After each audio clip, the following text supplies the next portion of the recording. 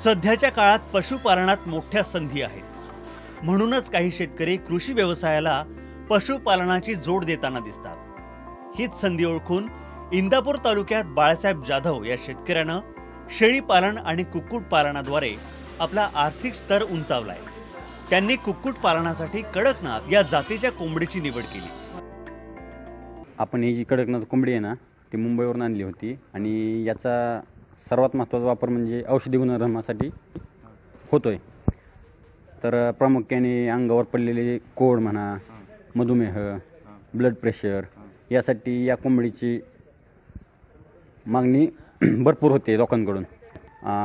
या कोंबड्यांना साधारणपणे 5 ते 6 महिन्यात अंडी घालायला सुरुवात करतात आणि या परिसरातला आपला पहिलाच प्रकल्प आहे हा। जाधव यांनी आधी शेळ्यांच्या विविध जातींविषयी माहिती मिळवली। यात आफ्रिकन बोर, शिरोही, उस्मानाबादी, बोर क्रॉस यांचा त्यांनी अभ्यास केला। त्यानंतर आफ्रिकन बोर जातीच्या शेळ्यांमध्ये जुळ्या पिलांना जन्म देण्याचे प्रमाण जास्त आहे।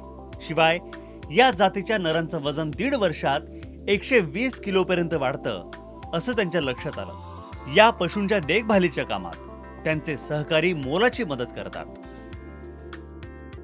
उस्मानाबाद जातीच्या शेळ्या आणलेल्या आहेत, काही त्यात बोर जातीच्या पण आहेत आणि शिरोळ जातीच्या पण आहेत, राजस्थानहून आणलेल्या, आणि साध्या काय गावरान पण आहेत। तर आमच्याकडे आता सध्या 150 ते 250 नग आहेत।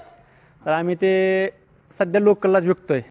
तर त्यासाठी आम्ही खाद्यासाठी सुबाबळ लावली 5 एकर, पुन्हा मेथी घास आहे, मक्का आहे। 6 महिन्यातून एकदा शेळी विकते, 5 महिन्याला येत असल्यामुळे 6 महिन्याला आम्ही त्याचं पिल्लू विकतो। तर सरासरी पिल्लू 5 ते 6 हजारापर्यंत आम्ही विक्री करतो त्याची लोकलला इथं। तर सरासरी आम्हाला त्याच्या वर्षाकाठीत आम्हाला एका शेळी मागं आम्हाला एक 10,000 रुपये नफा मिळतोय एका शेळी मागं।